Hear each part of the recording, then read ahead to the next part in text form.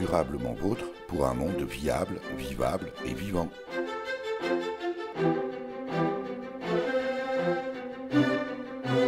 Aujourd'hui, nous évoquerons l'agriculture biologique. Non pas celle que d'aucuns considèrent comme réservée à une niche de bobos, mais ce modèle agricole respectueux des sols, capable, qui plus est, de nourrir la planète. Nous sommes en Moselle, dans l'ancien cloître des Recollets, à Metz, avec l'ingénieur agronome et anthropologue, spécialiste de l'agriculture biologique, Jacques Kapla, que nous avons rencontré à l'occasion d'un cycle de conférences qu'il donnait en Lorraine, à l'invitation des Bio de Lorraine.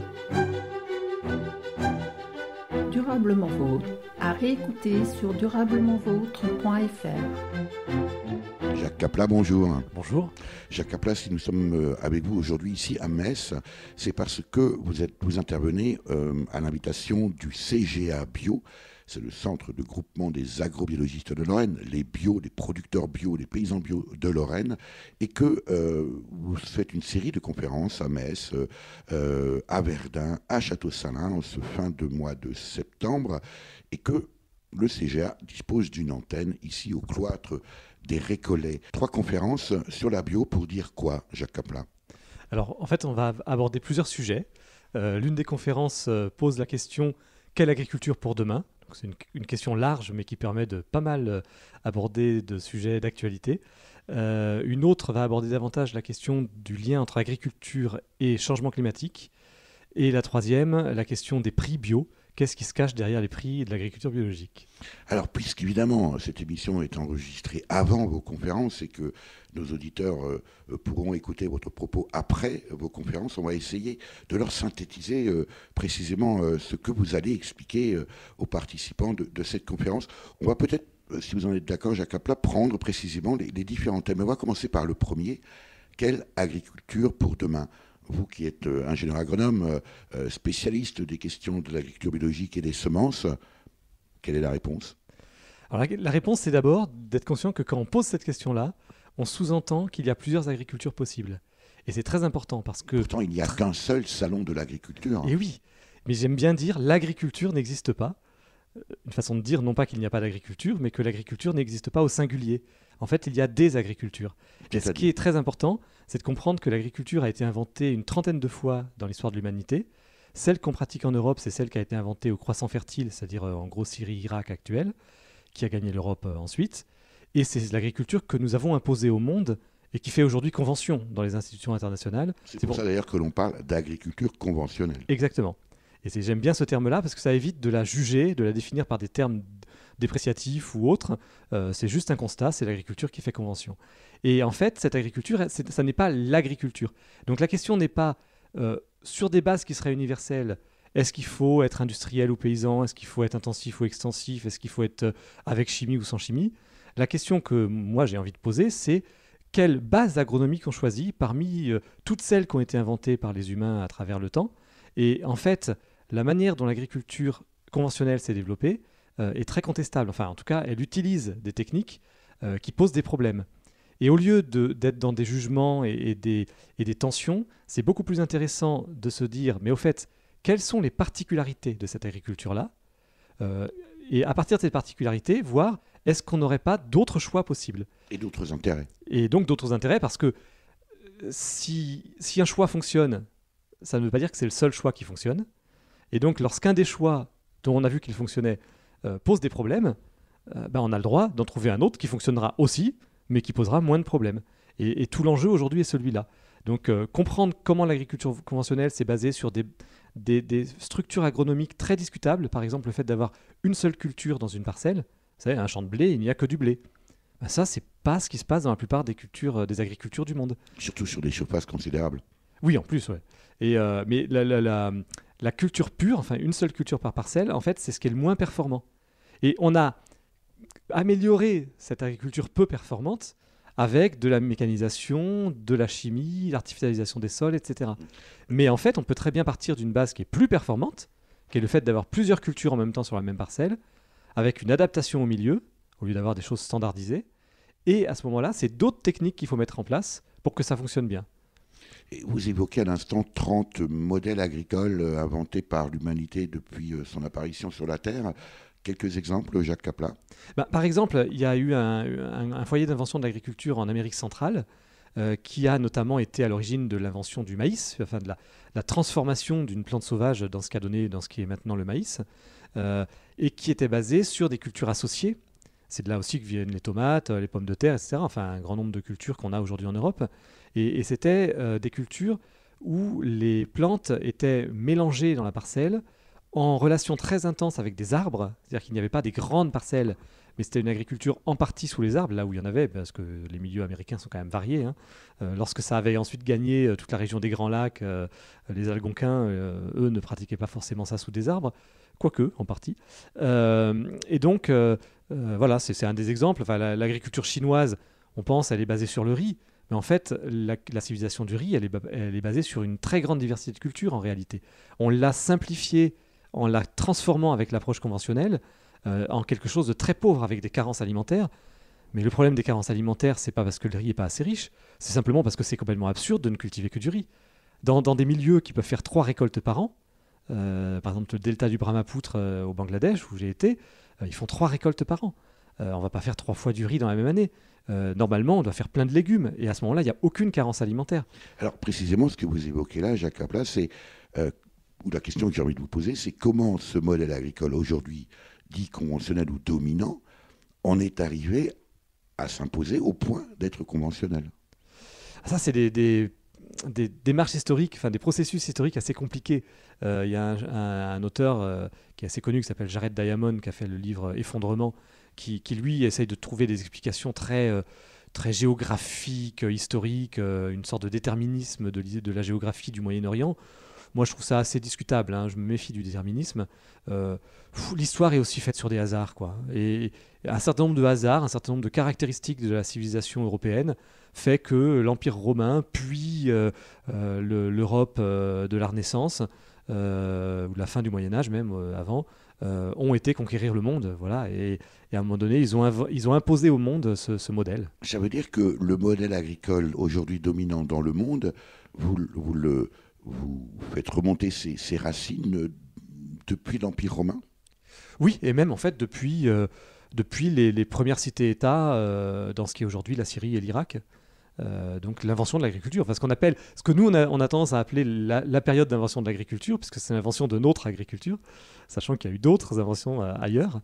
Oui, il y a eu une continuité historique dans la démarche agricole, et il y a un point commun quand même entre la démarche agricole de cette agriculture, qui est une démarche qu'on appelle réductionniste, et la démarche, on pourrait dire, politique de notre civilisation.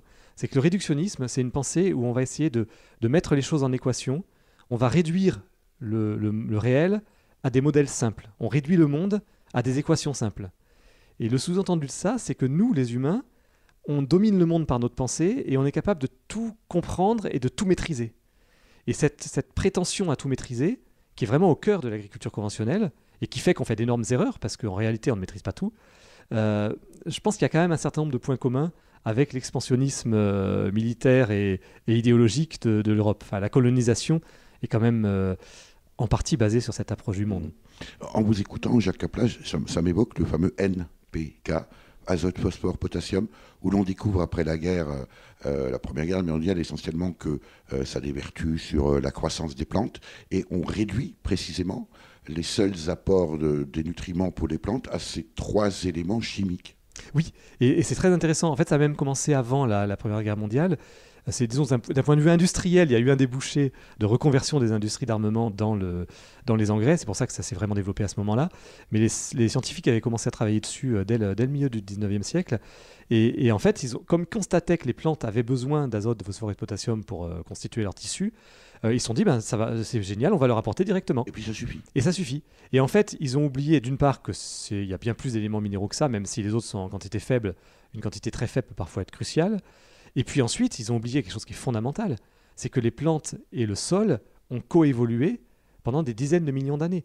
Donc il y a une adéquation parfaite entre les sols d'un endroit du monde et les plantes qui poussent dessus naturellement.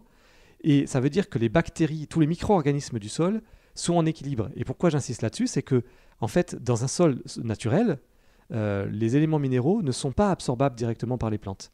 parce qu'ils sont fixés à l'humus, à ce qu'on appelle le complexe argilo-humique. Et ce sont certaines bactéries du sol qui se nourrissent de l'humus et qui libèrent les éléments minéraux en sous-produits, en quelque sorte, en déchets de leur activité. Et une fois qu'ils sont libérés, ils sont absorbables par les plantes. Et en fait, quand tout va bien, ça fonctionne bien. Quand il fait froid, le sol et la plante se mettent au ralenti en même temps, donc tout va bien aussi. Le problème qui se passe lorsqu'on a des engrais chimiques qui sont apportés, c'est qu'ils sont là en permanence sous forme soluble.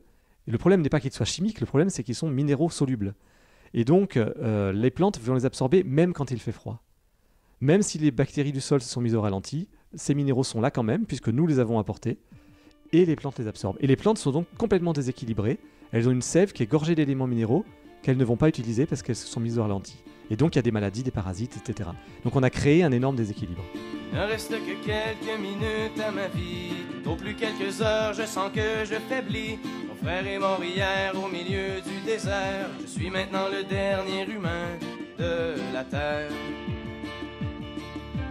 On m'a décrit jadis quand j'étais un enfant ce qu'avait l'air le monde il y a très très longtemps, quand vivaient les parents de mon arrière-grand-père et qu'il tombait encore de la neige en hiver. En ces temps on vivait au rythme des saisons et la fin des étés apportait la moisson. Une eau pure et limpide coulait dans les ruisseaux où venaient s'abreuver chevreuils et orignaux.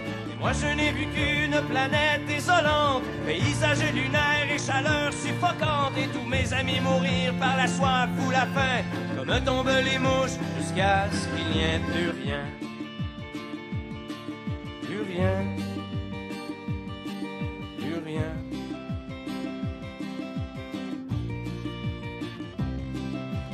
Il ne reste que quelques minutes à ma vie. Au plus quelques heures, je sens que je faiblis. Mon frère est mort hier au milieu du désert. Je suis maintenant le dernier humain de la terre. Ça a commencé il y a plusieurs années, alors que mes ancêtres étaient obnubilés par des bouts de papier que l'on appelait argent. Ils rendaient certains hommes vraiment riches et puissants. Ces nouveaux dieux ne reculant devant rien, étaient prêts à tout pour arriver à leur fin. Pour s'enrichir encore, ils ont rasé la terre, pollué l'air ambiant et tari les rivières. Et au bout de 100 ans, des gens se sont levés et les ont avertis qu'il fallait tout stopper. Mais ils n'ont pas compris cette sage prophétie. Ces hommes-là ne parlaient qu'en termes de profit. C'est des années plus tard qu'ils ont vu le non-sens. Dans la panique, on déclarait l'état d'urgence. Quand tous les océans ont englouti les îles et que les inondations ont frappé les grandes villes. Et par la suite, pendant toute une décennie, ce fut les ouragans et puis les incendies, les tremblements de terre et la grande sécheresse. Partout sur les visages, on lisait la détresse. Les gens ont dû se battre contre les pandémies, décimés par millions par d'atroces maladies. Puis les autres sont morts par la soif ou la faim, comme tombent les mouches, jusqu'à ce qu'il n'y ait plus rien. Plus rien. Durablement vôtre, Éric Mutschler.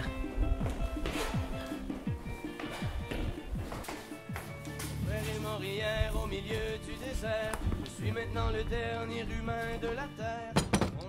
Puisque nous sommes ici au cloître des Récollets à Metz avec Jacques Kapla, ingénieur agronome spécialiste de l'agriculture biologique et des semences, à l'occasion d'une série de conférences qu'il tiendra, ou qu'il a tenu plutôt, puisque cette émission est diffusée après ces conférences ici en Moselle, à la fin du mois de septembre, à l'invitation des Bio de Lorraine. Jacques Kapla, je vais vous poser la question, tiens, qu'est-ce que ça vous inspire, ce cloître des Récollets, en tout cas l'aménagement actuel? Il y a deux niveaux. D'abord, le cloître m'inspire un sentiment de paix que je trouve toujours très agréable. Et sinon, je trouve toujours très intéressant, même si là, en cette saison, il est un peu au ralenti. Mais l'agriculture, enfin le jardinage des moines était très intéressant parce qu'il était beaucoup plus varié, beaucoup plus proche de cultures associées que je défends. Et on parle aussi de jardin de curé, on n'est pas très loin. Voilà, tout à fait. On était sur une approche agricole à petite échelle, c'était de la sorte de micro-ferme, on pourrait dire, avant l'heure. Bon, c'était quand même pas vraiment de l'agriculture alimentaire, c'était plutôt l'agriculture de plantes médicinales et puis de condiments. Mais c'était une approche de diversité et de complémentarité des plantes qui était assez intéressante. Alors, on vient de parler tout à l'heure de quelle agriculture pour demain. C'est l'un des thèmes que vous développez dans vos conférences, Jacques Kapla. Et à vous écouter, on a le sentiment que ce que vous défendez, c'est d'abord une position scientifique et vous invitez en fait vos interlocuteurs sans être directif ni d'ailleurs sans chercher à imposer une vue particulière. Vous invitez finalement vos interlocuteurs à réfléchir précisément à quel modèle agronomique ils ont envie de faire référence et leur intérêt pour eux et pour l'humanité. Oui, enfin, c'est ce que j'essaye de faire en effet. D'abord parce que je suis scientifique au départ et j'essaye d'avoir une approche scientifique. Et puis, c'est vraiment une chose qui est très importante pour moi, sur laquelle j'ai mis un nom assez tardivement, c'est le fait de pratiquer de l'éducation populaire. En fait, je l'ai fait d'abord sans savoir, et puis j'ai fini par comprendre que c'était ça. C'est-à-dire donner au public, lorsque je donne des conférences, ou aux élèves quand j'interviens dans des formations, des éléments de compréhension. En fait, c'est de donner les clés de compréhension, et à chacun ensuite de se faire son propre avis. Alors, il est évident que moi j'ai un avis, donc je présente les choses autour d'un certain point de vue, mais j'essaye de le donner de façon suffisamment transparente et fonctionnelle pour que tout le monde puisse dire non, je suis pas d'accord. D'ailleurs, j'aime bien démarrer les débats en disant c'est pas seulement des questions. Souvent on dit est-ce que vous avez des questions? Moi je dis des questions ou des contradictions. Maintenant on peut discuter, on a les bases. Alors justement, tiens, je vais vous mettre à l'épreuve, Jacques Kapla, avec le deuxième thème des conférences que vous abordez ici en Lorraine à la fin du mois de septembre. Donc c'est déjà passé pour ceux qui nous écoutent. Le deuxième sujet, c'est quelle agriculture face au changement climatique? Point d'interrogation. D'abord, pourquoi ce sujet? Et la même démarche que tout à l'heure, quelle est votre réponse? Alors pourquoi le sujet? Parce que l'agriculture est à la fois un des plus importants contributeurs au dérèglement climatique et en même temps une victime du dérèglement climatique. C'est un contributeur, on le sait, on pense facilement au CO2, des tracteurs, des transports alimentaires, etc. En fait, ce n'est pas le plus important. En fait, en Europe, on ignore souvent que la contribution principale de l'agriculture à l'effet de serre, pour l'Europe, ce sont les engrais azotés. Parce que lorsqu'un agriculteur épand 100 kg d'azote sur un hectare, juste un petit hectare, 100 kg d'azote, je connais des gens en Lorraine qui mettent plus, eh bien, ça contribue autant à l'effet de serre qu'une voiture moyenne qui parcourt 10 000 km. Juste pour un hectare, on a l'équivalent de 10 000 km. Et c'est donc la contribution principale de l'agriculture européenne à l'effet de serre et qui est très importante. Et puis, il y a la contribution également importante de l'élevage, qui n'est pas tellement un problème de l'élevage, c'est un problème de l'élevage industriel. Parce qu'en fait, là, une des réponses que j'apporte, c'est que l'agriculture de demain ne doit pas forcément supprimer l'élevage. C'est très bien d'être végétarien. Moi, j'ai une très grande admiration pour le végétarisme. Et je pense que d'un point de vue philosophique, c'est une façon d'être au monde qui est extrêmement élevée et admirable. Mais il ne faut pas confondre ce qui est de l'ordre de l'éthique, de la morale, de la philosophie, et ce qui est de l'ordre de l'agronomie. D'un point de vue agronomique, je ne sais pas comment aujourd'hui pratiquer une agriculture bio sans élevage. Or, si on pratique une agriculture qui n'est pas bio, on tue bien plus d'animaux que l'élevage, puisqu'on sait très bien que les pesticides aujourd'hui sont la première cause de la chute de biodiversité que connaît la planète actuellement. Donc, l'élevage est nécessaire pour avoir des prairies, pour avoir une diversité d'enracinement, pour avoir du stockage de carbone, etc. Mais ce n'est pas forcément des animaux qu'on mange après. Ça, c'est une autre question. Moi, je dissocie vraiment les deux questions. Et en matière d'effet de serre, la contribution de l'élevage, elle est uniquement si on a un élevage industriel. Parce qu'un élevage à l'herbe ne fait pas autre chose que l'état naturel sans les humains, c'est-à-dire qu'en Europe, il y avait des prairies qui étaient mangées par des grands troupeaux d'herbivores. Comme on n'a plus de grands troupeaux d'herbivores, on n'a plus de mégacéros, on n'a plus de bisons, on n'a pas d'autre choix aujourd'hui que d'avoir de l'élevage. Et puis en plus, ils ne pourraient pas migrer comme ils migraient autrefois. Donc voilà. Et donc l'agriculture de demain par rapport au changement climatique, il faudra qu'elle soit à la fois capable de ne pas trop contribuer, donc moins d'élevage, en tout cas de l'élevage uniquement à l'herbe, ou si c'est des porcs et des volailles, il faut que ce soit uniquement en utilisation des sous-produits des autres agricultures, pas en détournement d'aliments qui pourraient aller aux humains. Et puis, il faudra une agriculture qui soit économe en azote, qui restaure la fertilité des sols grâce aux légumineuses et pas par des apports d'azote chimique, etc. Donc il y a un certain nombre d'approches agronomiques, techniques on pourrait dire. Et puis, ce qui est intéressant, c'est que si on va vers cette agriculture-là, c'est aussi l'agriculture qui pourra le mieux faire face au changement climatique, puisque ce sont des modèles qui sont résilients. L'agriculture qu'on peut appeler agriculture biologique, au sens de ses fondateurs, c'est-à-dire pas juste enlever la chimie, mais vraiment mettre en œuvre une autre agronomie, ou ce que Pierre Rabhi appelle l'agroécologie, ou Nature et Progrès appelle l'agroécologie. Cette approche-là est très résiliente, parce que quand on a plusieurs cultures différentes sur la même parcelle, eh bien, si une année, une culture ne fonctionne pas bien parce qu'il fait trop chaud ou trop pluvieux, on aura toujours une des cultures qui va fonctionner, donc on aura toujours de quoi manger. Et puis si on a des variétés qui sont adaptées au milieu, ces variétés vont évoluer avec le milieu au fil des années. Donc si le milieu se réchauffe, elles vont s'adapter au réchauffement. On est quand même là aux antipodes, Jacques Kaplan, de précisément ce modèle d'agronomie et d'agriculture conventionnelle qu'on évoque depuis le début de cette rencontre. On est aux antipodes. Est-ce que ce modèle ou ces modèles que vous préconisez ont un jour une chance de devenir eux-mêmes conventionnels, tiens? Alors c'est intéressant l'idée qu'ils deviennent conventionnels, parce que je pense qu'il faut toujours une diversité, donc il faut toujours se méfier de la convention. Mais ce qui est intéressant, c'est que la démarche, je dirais plutôt, que je défends, c'est plus une démarche qu'un modèle en fait. L'agriculture bio, c'est pas un modèle, il y a plein d'agricultures bio selon les milieux justement. Il n'y a pas une agriculture bio.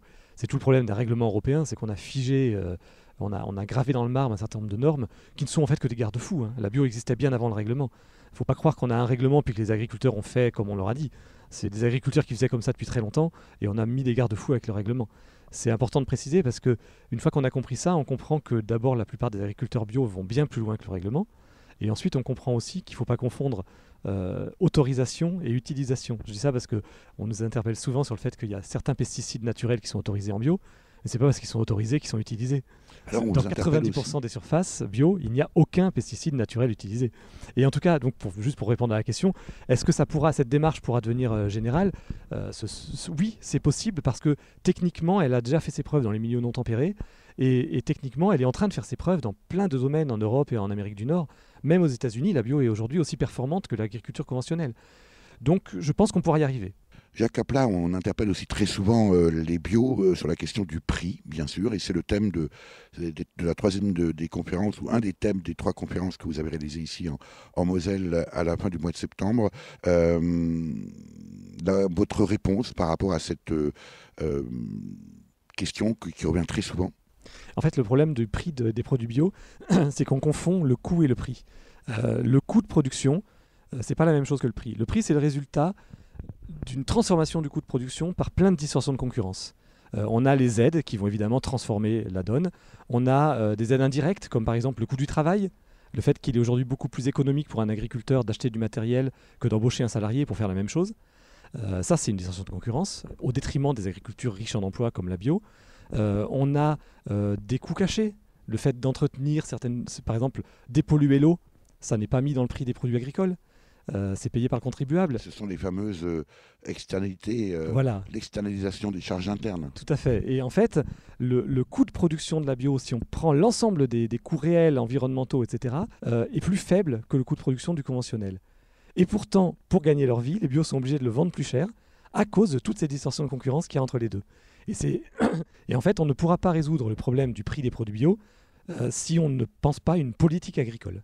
Pour autant, vous êtes d'accord, Jacques Kaplan, que le consommateur qui, dans un magasin, paye ses produits alimentaires avec la poche droite, ne fait pas forcément le calcul en se disant, pour avoir le prix global, il faut que je fasse le calcul entre ce que je dépense avec ma poche droite et ce que je dépense avec ma poche gauche en impôts pour permettre les aides à l'agriculture conventionnelle, à la dépollution de l'eau, etc. Ah oui, mais le pire, c'est qu'un consommateur bio, il paye 2 fois. Il paye par ses impôts et il paye par le prix du produit. Donc c'est pour ça qu'il faut... c'est bien qu'il y ait des consommateurs qui ont un peu de moyens et qui ont pu aider à développer l'agriculture bio, mais à terme, il faut que tout le monde puisse acheter bio, et donc il faut bien qu'il y ait des politiques publiques qui rétablissent la réalité des prix. Jacques Kaplan, vous êtes également auteur de livres. On peut citer L'agriculture biologique pour nourrir l'humanité, paru aux éditions Actes Sud en 2012. Changeons d'agriculture, réussir la transition, toujours chez Actes Sud en 2014. Et puis vous avez été également co-auteur avec Pierre Rabhi d'un ouvrage. Oui, l'agroécologie, une éthique de vie. Toujours chez Actes Sud. Durablement vôtre, Éric Muchler. Il se soigne et il s'éponge, l'amour quand il joue les fugueurs. Elle t'empoigne et elle te ronge, la haine est un cancer du cœur. Il a plus d'arc, il a plus de flèches, il se la joue comme un sniper. Elle a pas d'arme, mais dans la brèche, elle te dévore de l'intérieur. Amour ou haine, quitte à choisir, je prends le moins pire. Je préfère crever d'amour debout que de mourir seul sur le champ d'horreur, quitte à ce qu'on me vole la fleur du bout de mon fusil. Qu'une innocente reçoive une balle perdue de rancœur en plein cœur.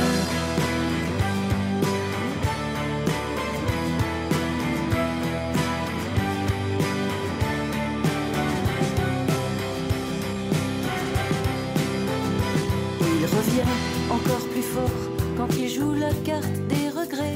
Elle s'assoit sur tes remords, cette putain sans pitié.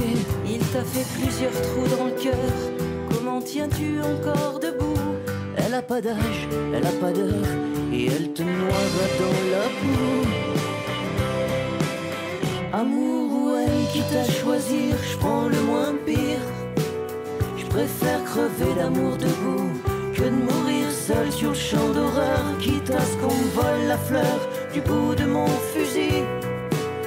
Qu'une innocente reçoive une balle perdue de rancœur en plein cœur.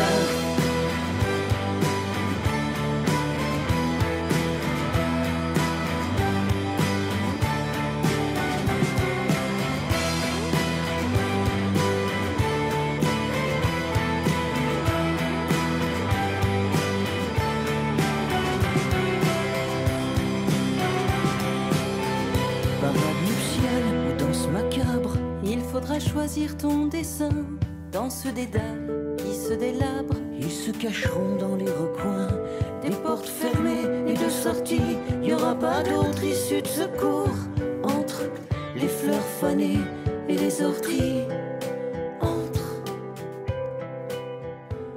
Nous sommes toujours avec Jacques Kaplan, ingénieur agronome spécialiste de l'agriculture biologique et des semences, à l'occasion d'une série de conférences qu'il a données, puisque cette émission est diffusée après ces conférences ici en Moselle.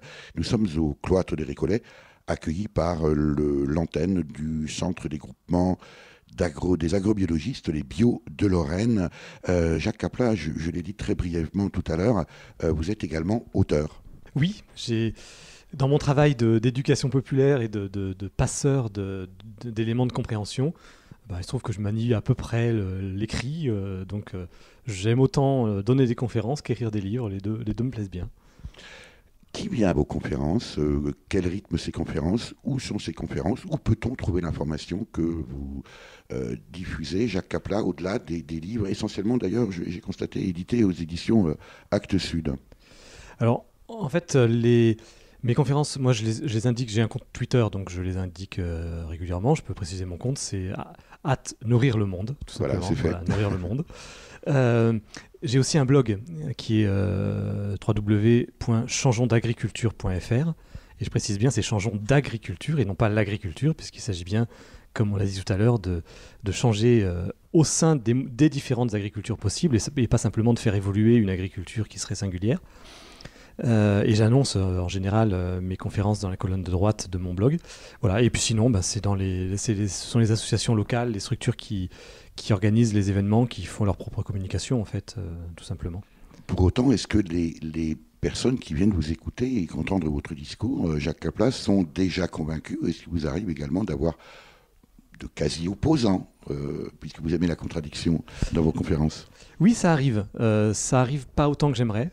Ça arrive par exemple quand je fais des formations dans des lycées agricoles, où j'ai forcément dans le public des jeunes qui sont pas du tout de mon point de vue, et donc ça peut donner parfois des échanges assez vifs, mais c'est toujours très, très stimulant.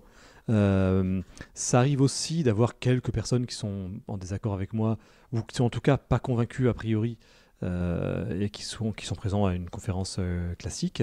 C'est rarement des gens qui veulent vraiment m'accrocher, ça m'est arrivé 2-3 fois quand même. Mais en général, c'est simplement des gens qui se posent des questions, donc c'est toujours très intéressant. Et puis, il m'est arrivé aussi de faire par exemple, un jour une conférence qui devait être un débat avec le président d'une grosse coopérative conventionnelle.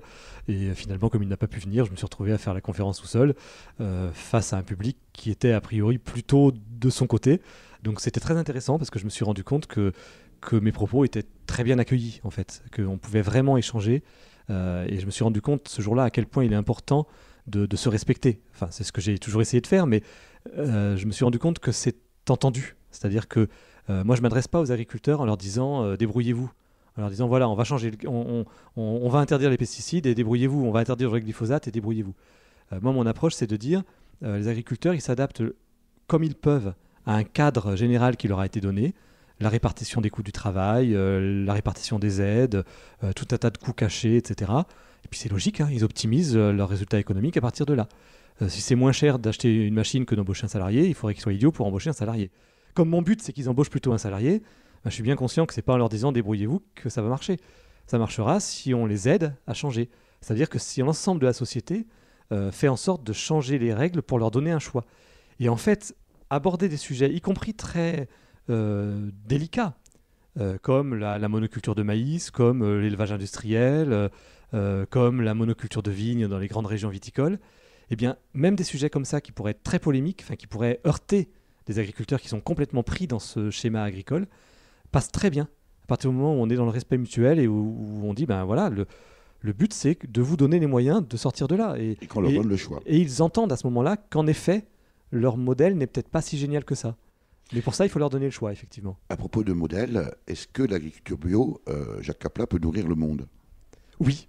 Alors, pour développer un peu plus, en fait, il y a un grand malentendu sur cette question, parce que, d'abord, d'un point de vue agronomique, c'est très facile de comprendre. Enfin, dès qu'on va aux bases de l'agronomie, on comprend bien qu'on sait que les cultures associées permettent de meilleurs rendements que les cultures pures.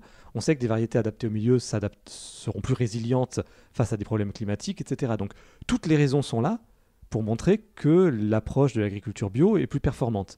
Et pourtant, on a des études qui nous disent oui, mais les rendements bio sont plus faibles. En fait, il faut comprendre comment sont faites ces études. Lorsqu'on veut mesurer le rendement comparé d'un blé bio et d'un blé conventionnel, on prend un blé témoin, en fait, un blé dit conventionnel, c'est-à-dire une variété qui a été sélectionnée pour la chimie depuis 80 ans, puisque c'est les seuls que les agriculteurs ont le droit de cultiver avec les règles actuelles, qui va être cultivée en culture pure dans un champ sans écosystème avec chimie. Et puis à côté, on va prendre la parcelle qu'on va étudier, on va prendre la même variété sélectionnée depuis 80 ans pour la chimie et uniquement pour la chimie, qu'on va cultiver dans un champ en culture pure, sans écosystème, mais sans chimie. Il est évident que ça marchera moins bien, pour paraphraser Bourvil. Ça veut dire que c'est de la mauvaise foi de la part de ceux qui précisément font ce type d'études ? Non, le pire, c'est que ce n'est pas de la mauvaise foi. J'ai eu l'occasion d'en discuter beaucoup avec des agronomes, des chercheurs, y compris des gens qui ont pu mener ce genre d'études. Il y a une vraie incompréhension. Ils sont complètement formatés par une vision réductionniste où ils ne savent faire varier qu'un paramètre.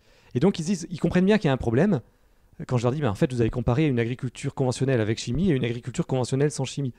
Parce qu'une variété qui est faite pour la chimie, qui est cultivée en culture pure et sans écosystème, même s'il n'y a pas de chimie, c'est pas du bio, c'est du conventionnel. Parce que la définition de la bio, c'est pas l'absence de la chimie. Et ils arrivent à le comprendre un petit peu, mais ils sont gênés en disant, bah oui, mais on peut pas faire autrement. Et en fait, la réponse, elle est toute simple. Moi, j'ai dans ma famille quelqu'un qui a travaillé sur l'évolution des populations d'oiseaux en Scandinavie en contexte de dérèglement climatique. Vous croyez quand même pas que pour étudier ça, il a mis des oiseaux dans des cages et qu'il a chauffé plus ou moins sous les cages. Donc ça fait très longtemps qu'en écologie, on sait avoir une approche globale qui consiste simplement, dans son cas, à avoir plein de points d'écoute des oiseaux depuis 30 ans et traiter les données, parce que faire des modèles et traiter des données, c'est pas mauvais si on le fait intelligemment. Et donc en agriculture, il suffit simplement de mesurer les rendements réels dans les fermes réelles sur des systèmes pluriannuels et pas juste une année isolée d'un cycle. Et puis on compare. Et toutes les études qui ont comparé les rendements réels dans les fermes réelles à travers le monde montrent qu'en dehors de l'Europe et du Canada, les rendements bio sont supérieurs aux rendements conventionnels. Il n'y a même pas de controverse là-dessus. Pourquoi en dehors de l'Europe et du Canada ? Parce qu'en Europe et au Canada, on a des variétés qui ne sont pas faites pour la bio, qui sont sélectionnées complètement pour la chimie, donc qui ne sont pas performantes dans des conditions bio. On ne connaît plus les techniques de culture associée. On a un coût de la main-d'œuvre qui est très élevé, donc c'est très dur de rentabiliser ce genre de système. Et donc tout ça fait que chez nous, pour l'instant, les rendements sont effectivement plus faibles. Et lorsque vous expliquez, Jacques Kapla, que le modèle agricole dominant aujourd'hui dans le monde fait que la production annuelle de la Chine, ou l'équivalent de la Chine, est gaspillée dans le monde. Ça, c'est un un problème qui est au-delà de l'agriculture, c'est un problème de citoyens, c'est un problème de gestion des filières. De fait, aujourd'hui, on produit largement de quoi nourrir le monde. On produit moitié plus que ce qui est nécessaire pour nourrir les humains qui vivent sur Terre aujourd'hui. Donc le problème alimentaire aujourd'hui, c'est un problème de pauvreté d'abord. Il y a des gens qui souffrent de la faim en France, il y a des gens qui ne souffrent pas de la faim dans des pays pauvres. C'est juste une question de pauvreté. Et donc c'est un problème aussi de gestion de gaspillage. Enfin, le gaspillage est un problème très grave, est une des causes de la faim dans le monde aussi. Oui. C'est ce qui vous a amené, Jacques Kapla, à prendre le poste ou la fonction de secrétaire général de l'association Agir pour l'environnement. Oui, entre autres, c'est bien sûr parce que j'ai des convictions environnementalistes qui débordent la question purement agricole. Mais en effet, quelques années, je suis impliqué dans le conseil d'administration de cette association et désormais, j'en suis un des membres du bureau, donc le secrétaire général. Et évidemment, c'est moi qui suis tous les dossiers agricoles qui sont un dossier dans lequel on s'implique de plus en plus. Avec un mode d'action assez axé sur le type d'action non violente, très démonstrative. On vous a notamment entendu sur la question du glyphosate que vous évoquiez tout à l'heure, Jacques Kapla. Oui. Alors on a à la fois des actions un peu spectaculaires, ponctuelles, souvent humoristiques, et puis un travail de mobilisation en fait. On mobilise les citoyens par des pétitions, et contrairement à ce que croient les gens, les pétitions ça marche parfois, pas toujours, hein, c'est sûr, mais parfois ça marche, donc il faut continuer à essayer. Et puis des mobilisations d'associations aussi. On n'aime pas forcément faire des plateformes, c'est arrivé, on est impliqué dans certaines plateformes associatives, mais plutôt que faire des plateformes des usines à gaz, on préfère mobiliser autour d'un sujet donné les spécialistes du sujet, le temps d'une campagne. Voilà, on ne se substitue pas aux gens compétents, on unit les forces. Durablement vôtre, Éric Mutchler.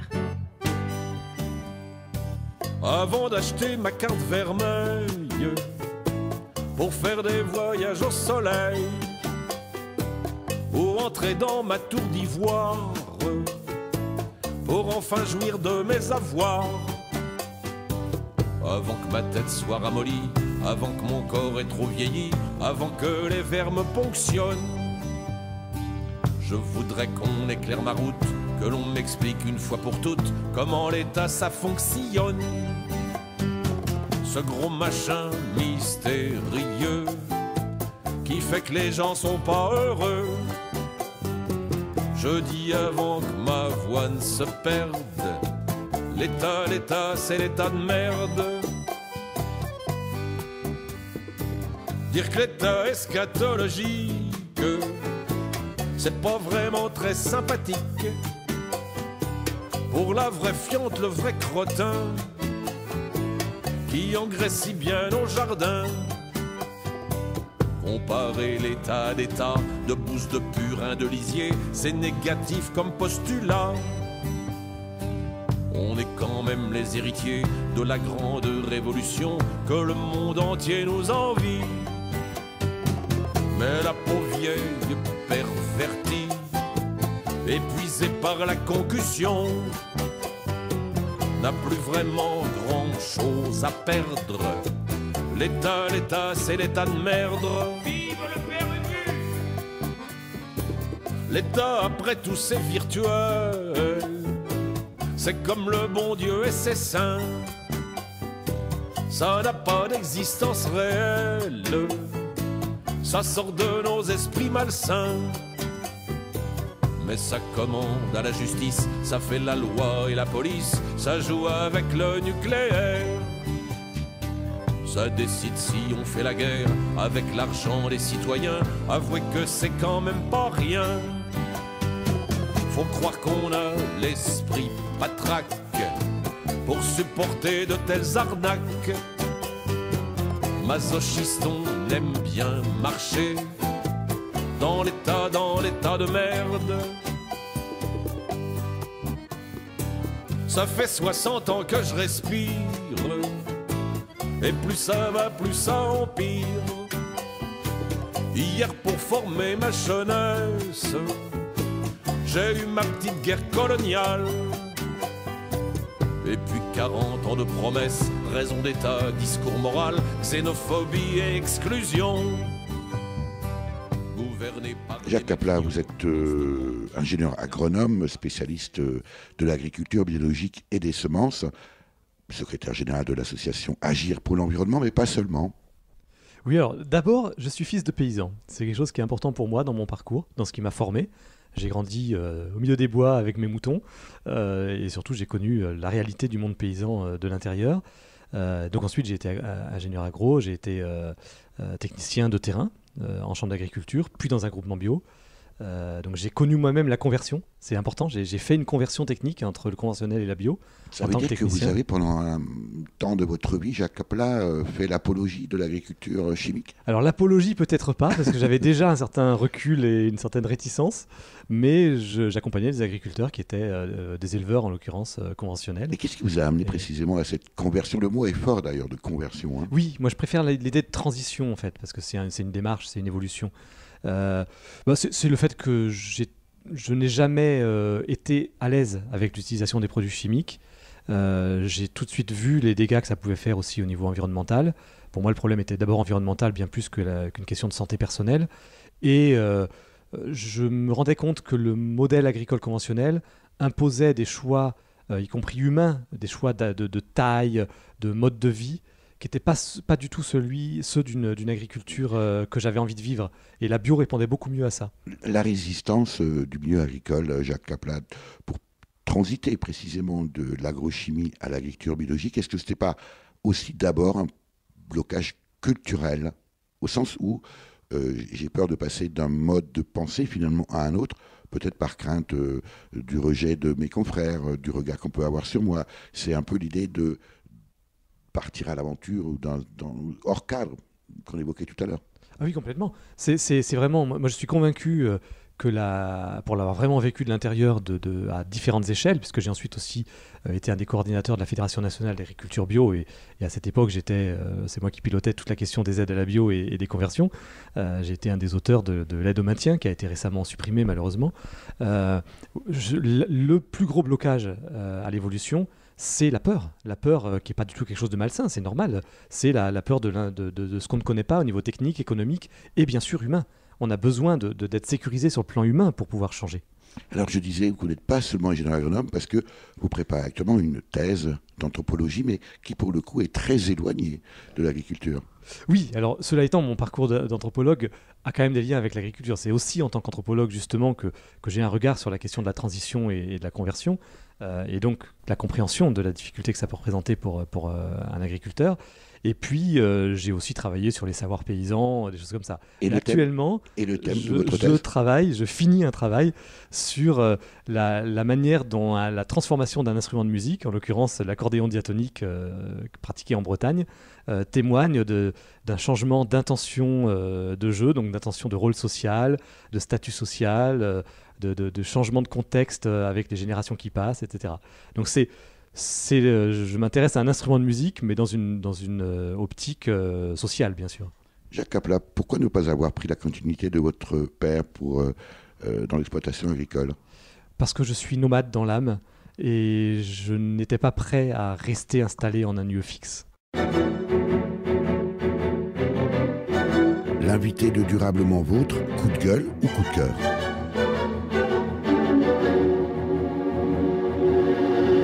Jacques Capla, quand on est comme vous, ingénieur agronome, spécialiste de l'agriculture biologique et des semences, on est plutôt coup de gueule ou coup de cœur?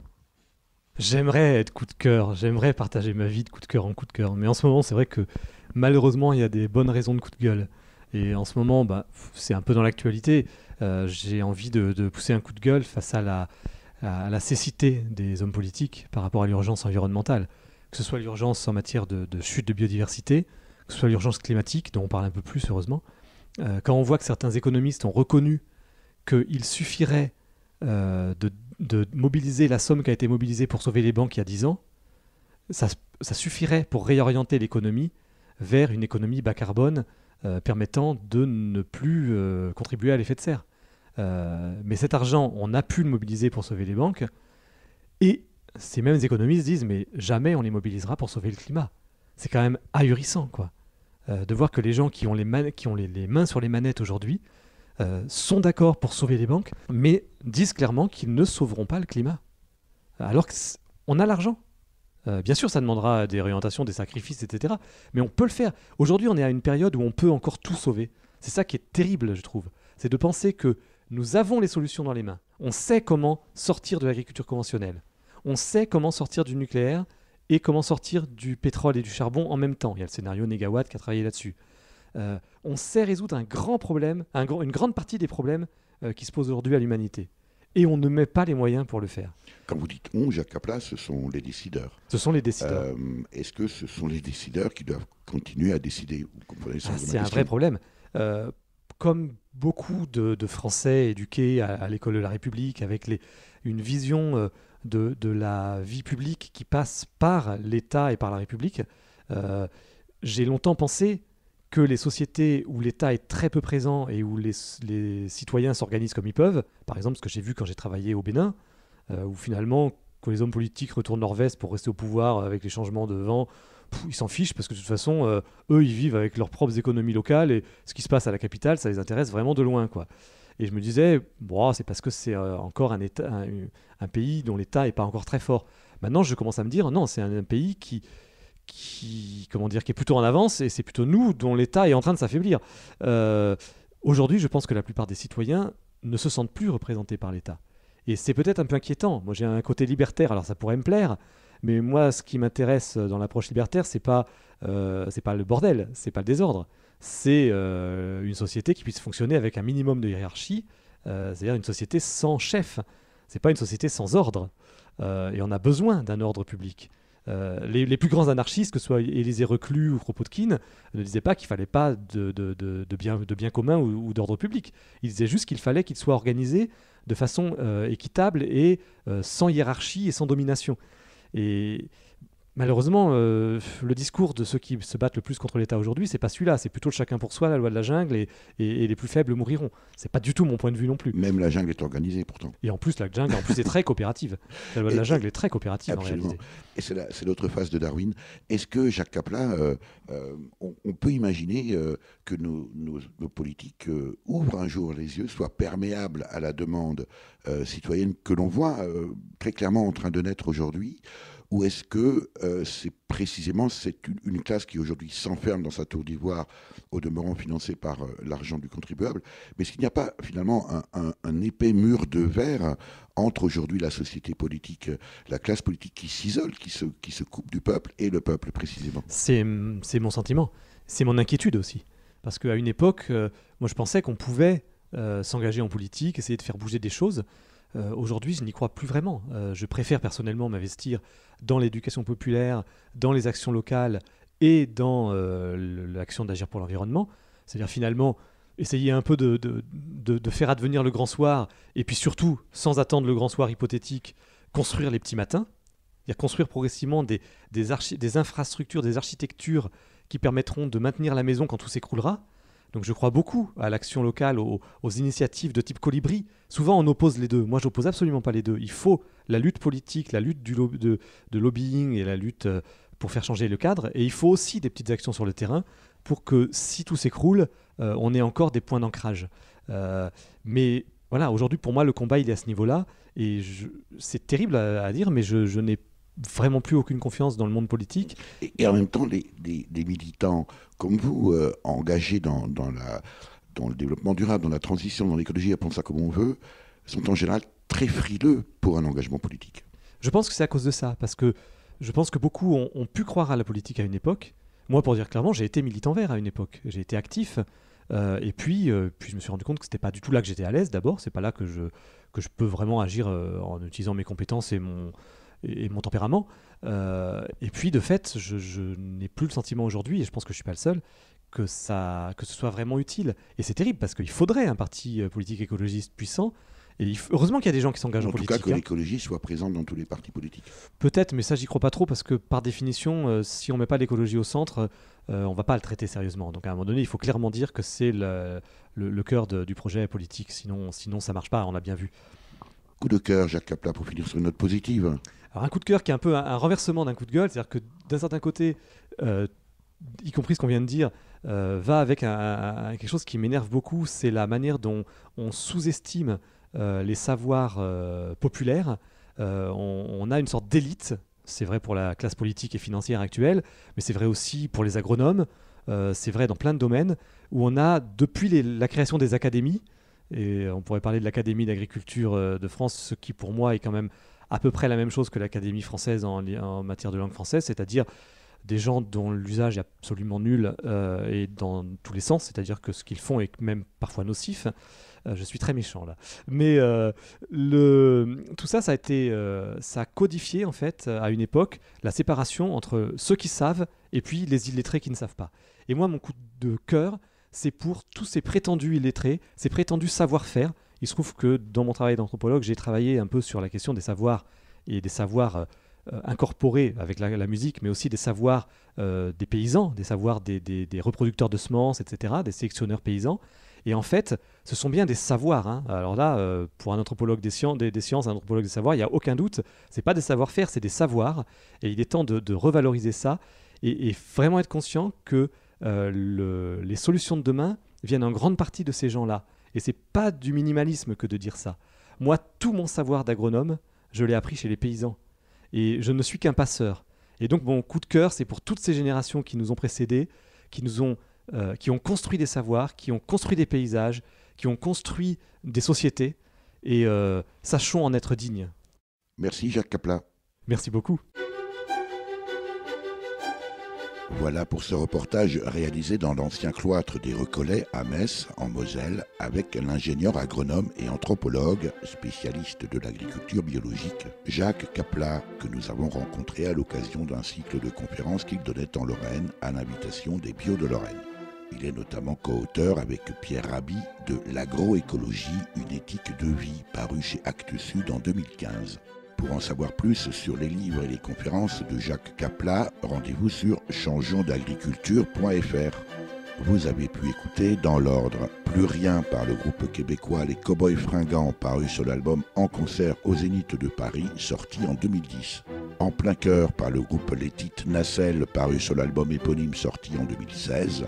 Et enfin, L'état de merde, ce n'est pas moi qui le dis, c'est le titre de la chanson de François Béranger, paru sur l'album Le Cactus, sorti en 1997. Merci à Véronique Olivier à la réalisation. Vous pouvez réécouter cette émission de la semaine qui suit sa première diffusion sur le site www.durablementvôtre.fr.